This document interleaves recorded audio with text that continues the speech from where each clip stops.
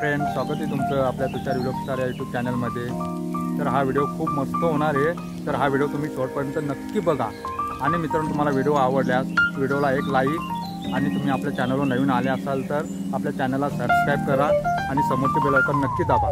चला मग मित्रांनो, आपण टाईम न घालवता आपण आपल्या व्हिडिओला सुरुवात करू। तर मित्रांनो, आनंदा भूतकडे हे नवीन सॉन्ग घेऊन आले आहेत। तर त्या सॉन्गचे नाव आहे आदिवासी।